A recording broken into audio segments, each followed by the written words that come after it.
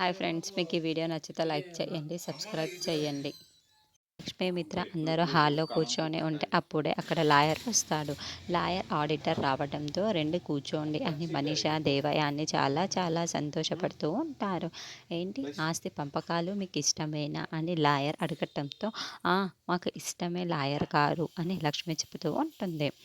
ఆస్తి పంపకాలు చేయడం మాకు ఇష్టమే అని లక్ష్మి చెప్పడంతో జయదేవ్ మిత్ర చాలా షాకింగ్గా లక్ష్మి వైపుకు చూస్తూ ఉంటా.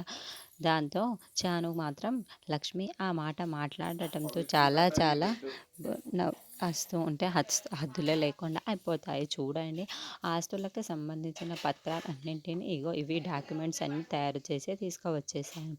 జయదేవ్ గారు మీరు అన్నింటిని ఒకసారి చూసేసి సంతకాలు చేసేస్తే ఆస్తి పంపకాలు కూడా అంగీకరించినట్లు సంతకాలు చేయాలి కదా అని లాయర్ అంటాడు.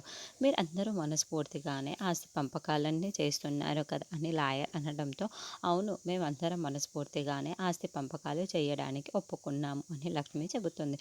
అయితే జయదేవ్ గారు ఇంకెందుకు ఆలస్యం, వీటిపైన సంతకం పెట్టేయండి లాయర్ అనడంతో ఇక జయదేవ్ సంతకాలు చేసేస్తున్నాడు అని జాను చాలా చాలా సంతోషపడుతూ ఉంటుంది. లాయర్ గారు, నా వైపు నుండి ఒక చిన్న మనవి. ఇప్పుడు మా మామయ్య గారు సంతకాలు చేస్తే సరిపోతుందా? మా అత్తయ్య గారు ఊర్లో లేరు, మరి ఆవిడ సంతకాలు కూడా కావాలి కదా.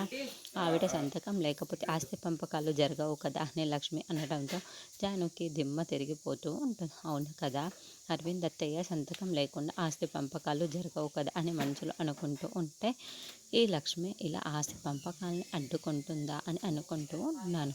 ఇప్పుడు పెట్టేసిందే కదా అని మనీషా మనసులో అనుకుంటూ టెన్షన్ పడుతూ ఉంటుంది. ఇప్పుడు అరవింద్ అత్తయ్య సంతకాలు లేకపోయినా ఆస్తి పంపకాలు జరగాలి అని జాను ఆలోచిస్తూ ఉంటుంది.